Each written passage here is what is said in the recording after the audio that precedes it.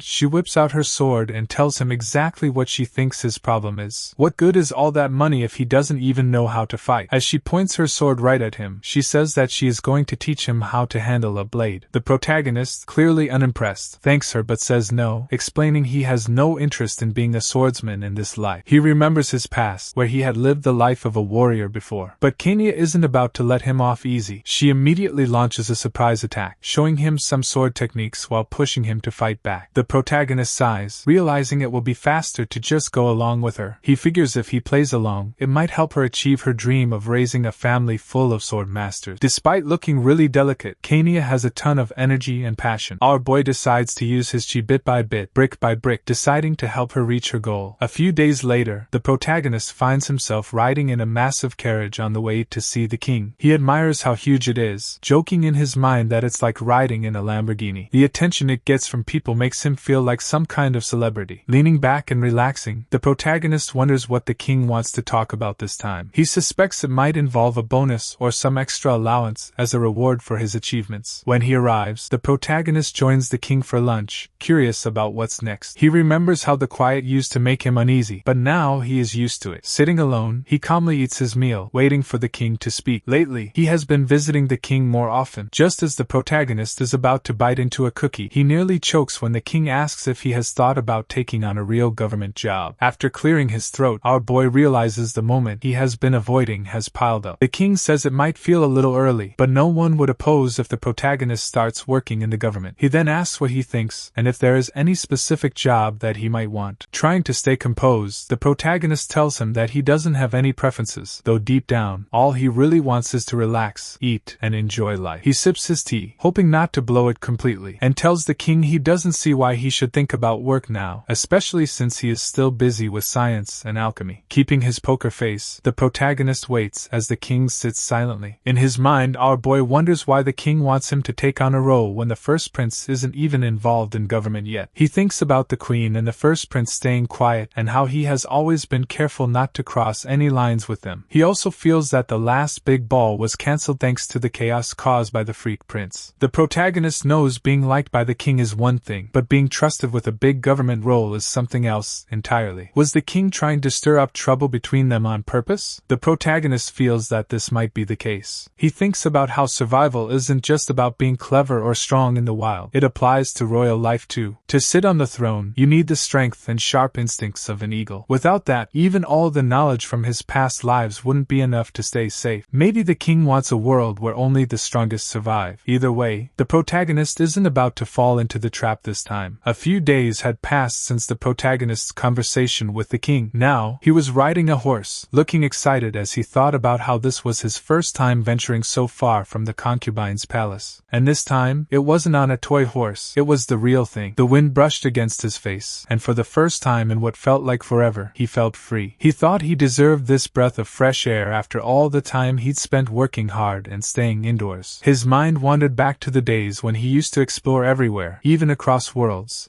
seeking out strong people to challenge. But today, he was content simply enjoying this horse ride. Just as he was reveling in the moment, Kanya called out to him, telling him to slow down. She seemed somewhat impressed by how well he handled the horse. In his head, he thanked her for taking him along on this trip, but out loud, he brushed it off, saying it was all thanks to the horse being smart, not him. Looking back, he noticed a large number of knights escorting them for what seemed like a short trip. Some of them looked exceptionally tough. Kanya must have noticed his curiosity because she explained that she hadn't asked for this many guards. Before she could finish, though, the protagonist interrupted, reminding her that she was a princess and that her safety had to come first, even if it meant sacrificing a bit of freedom. Suddenly, the protagonist felt something strange emanating from ahead. It was like a weird, heavy energy in the air. Instinctively, he stopped his horse, his brows furrowing in concern. "What's wrong?" Kanya asked, noticing his sudden hesitation. "We should turn back," the protagonist said firmly. "I think there might be monsters in the forest ahead." Kanya frowned in confusion. "How do you know?" Thinking quickly, the protagonist made up an excuse, claiming he had a strong sixth sense. "It feels bad," he added, "like a trap is waiting for us." Of course, Kenya didn't believe him. Without hesitation, she charged ahead toward the strange energy. Shocked, the protagonist yelled for the knights to ensure she returned safely. One of the knights, looking slightly awkward, admitted, "Your Highness, we're actually on the right path. Just beyond the forest lies the princess's training ground." "Training ground?" the protagonist repeated, confused. But in the end, he followed his sister, who seemed completely certain of where she was headed. This whole journey had started a few days ago. During the meal, Kenya had mentioned the trip and invited him to join her. She understood how annoying it was to be stuck in the palace all the time, and talked about how much she loved hunting and adventuring. As they rode side by side, she had told him that traveling was like practice, and practice was like traveling. It was all fun for her. For the protagonist, though, this felt more like a punishment than anything else. Kenya said with a grin, "Because you trust me. And since I'm your sister, I promise to protect you if we run into any monsters." The protagonist didn't say much to that. He simply smiled, thinking about how awesome she was. Soon, they reached the training ground, and the protagonist immediately got into planning mode. He laid out a strategy. Some of the troops would lead the monsters to one side, Kanya would break through, and the rest of the team would handle the ones caught in the trap. The plan went into action, and the guards rounded up 20 orcs for Kenya to fight. Grabbing her sword, she charged at them, taking down the first orc with a clean slash to its neck. She sent another flying with a quick strike. The protagonist watched with wide eyes. At first, he doubted she'd even managed to take down one during her first try, but as he kept watching, he had to admit she had serious skills. Kenya didn't falter, moving from one orc to the next and steadily increasing her kill count. Her skills left everyone hyped, especially considering she was only 16. Over the next few days, the training continued, and she consistently showed off her remarkable talent. One night, as they sat by the fireplace, the protagonist asked if she was tired. Kenya shook her head and replied that she was fine. In fact, she wished she could have fought more. Kenya was more focused on her food, raving about how delicious the meat skewers were. The protagonist watched her and thought that, in moments like these, she just seemed like a regular 16-year-old girl. He suddenly asked, "Why do you want to be so strong?" Kenya was caught off guard but answered seriously. She explained that no matter how skilled she became, nobody really supported her choices because she was a princess. People assumed assumed it was just a phase and that one day she'd give up swordsmanship, settle down, and marry some random guy for the sake of politics. The protagonist understood. In their world, arranged marriages for political alliances were completely normal, and at her age, people were already expecting it. But before he could say anything, Kenya interrupted his thoughts. "I hate that life," she said firmly. The protagonist was surprised by her bluntness, but she continued, explaining how much she admired him. "You're out there doing what you're good at, earning respect, making money, and helping the kingdom. I want the same thing. I want people to see me for my skills, not just as someone who'll marry for politics." With a determined look, she added, "I'll control my own life." The protagonist smiled, impressed. "You're definitely going to change your destiny," he said confidently. Kenya smiled back. "I want to be like you," she admitted. The two of them sat in companionable silence, enjoying the warmth of the fire. Eventually, Kenya reminded him, "Our journey ends tomorrow." The protagonist nodded. "This trip has been amazing," he said, and for the first time in a long while, he truly meant it. The next day, Kenya is still out there, relentlessly taking down orcs like it's some kind of personal vendetta. When one particularly bold orc charges at her, Kenya wastes no time and slashes it clean across the torso, dropping it instantly. Everyone watching is amazed. She continues hunting orcs even on the way home, as if she's on some unstoppable rampage. The orcs trying to hide don't stand a chance. They're caught easily and dealt with swiftly. Eventually, the protagonist yells out to her, telling her it's time to stop. He points out that there's nothing left to fight and that they really need to get back home. Kenya looks around, realizing she's surrounded by a pile of defeated orcs, and finally agrees to call it a day. However, as they prepare to leave, she notices her horse looking rough. It's worn out from all the action and clearly needs a break. The protagonist suggests they ride together on his horse while her exhausted one is sent to the magicians for some magical healing. Kenya agrees, hopping on and taking the reins since she's the better rider anyway. The protagonist is fine with it, trusting her skills. With the guards following closely behind, they begin heading home. At first, everything seems fine, but that doesn't last. The protagonist begins to feel uneasy. He looks up at the sky, his instincts telling him something is wrong. Kenya notices his tension and asks what's bothering him, but he can't explain it. He just has a bad feeling. He focuses his chi, trying to sense the danger, and that's when he spots it, a wyvern. The protagonist's eyes widen in alarm. He quickly grabs the reins and tells Kenya to hold on tight. Turning to the guards behind them, he shouts a warning about the wyvern and orders them to get into the woods for safety. At first, the guards are skeptical. After all, the local lord, who fancies himself a skilled wyvern hunter, had sworn there were none in the area. But before they can dismiss the protagonist's warning entirely, chaos erupts. A massive wyvern dives from the sky, snatching up a guard like a toy and flying off with him. Panic spreads through the group as people scream and scatter in terror. The protagonist keeps his composure, taking charge of the situation, while Kenya looks back nervously to assess the chaos. That's when she notices something truly terrifying. There isn't just one wyvern, there's an entire flock of them. The protagonist notices it too and is utterly confused. Wyverns are usually solitary creatures, not pack hunters, but now, they're acting like an organized death squad. Worse yet, these wyverns are using advanced magic, like acid breath, making them far more dangerous. Behind the protagonist and Kenya, the scene devolves into pure carnage. The battlefield is littered with the remains of guards and horses, the ground scorched and oozing with acid. Kenya stares in horror at the guards being wiped out, but the protagonist snaps her out of it, telling her to focus and hold on tighter. Just then, one of the wyverns locks onto them and begins chasing, its acid breath charging for a deadly attack. Out of nowhere, a mage steps forward and blasts the wyvern's attack away with a fireball. The group of magicians at the rear springs into action, throwing spells left and right to clear a path for the protagonist and Kenya. Despite their efforts, the protagonist knows the truth. They can't keep running forever. Wyverns are nearly impervious to standard attacks, and anything less than high-level magic is useless against them. The magicians are doing their best, but it's clear they're about to hit their limit. As two wyverns close in fast, the protagonist acts decisively. He converts his mana into a deadly projectile, a spirit bullet, and fires, nailing one wyvern right in the head. Without missing a beat, he takes out the other, then lets the mages take the credit to boost morale. But before anyone can celebrate, a wyvern crashes down in front of them, cutting off their escape route. Just as things seem dire, Kenya, in pure panic mode, calls out for her mother. Suddenly, her personal guard arrives with perfect timing, slicing the wyvern clean in half with a single swing of her sword. The guard doesn't stick around to bask in her victory. She urges the protagonist and Kenya to flee into the woods while she holds the line. The protagonist feels a moment of relief and is impressed by her skills, hoping she'll buy them some breathing room. Before he can relax, however, a strange voice echoes in his head, taunting him. The protagonist looks looks around quickly, trying to locate the source of the sinister presence. Then, a dark-robed man steps into view, holding an ominous staff and laughing like he's auditioning for. The protagonist's instincts scream danger. He tries to size the man up, expecting an explanation, but the stranger skips introductions entirely. Instead, he starts summoning powerful magic, clearly ready for a fight. Caught off guard, the protagonist braces himself as the dark mage launches his first attack, signaling that this battle is far from over. The protagonist is quick, dodging and shielding Kania, but sadly, the guards behind them aren't so lucky. Once the magic subsides, the protagonist looks back and sees the guards lying motionless on the ground, smoke still rising from their lifeless bodies. The dark mage comments on how Kania managed to dodge the attack, sounding surprised. The protagonist is taken aback when they realize the mage knows her name. A chilling thought creeps into their mind. Was Kania the real target all along? With a creepy laugh, the dark mage mocks them, claiming they were nothing but entertainment for him. He raises his staff, preparing to cast another spell, and declares that they cannot escape. The protagonist can sense dark energy radiating from the staff, and both they and Kania feel a growing unease. Kania glances around and notices something strange happening to the fallen bodies. One of the remaining guards shouts in alarm. They're moving. Even the wyvern's lifeless body begins to twitch. The protagonist quickly realizes what they're facing, the undead. The dark mage orders the undead to eliminate Kania and demonstrate the power of the Dark Church to the royal family. However, he suddenly pauses, sensing that something is wrong, though he can't pinpoint what it is. The protagonist, determined to protect their sister, refuses to stand idly by. Fueled by resolve, they shout, demanding to know who would dare target Kania. Using their Donig Gong, they unleash a barrage of attacks aimed directly at the dark mage's chest. The wave of energy strikes, making the mage scream in agony before collapsing. Kania, confused, asks what just happened.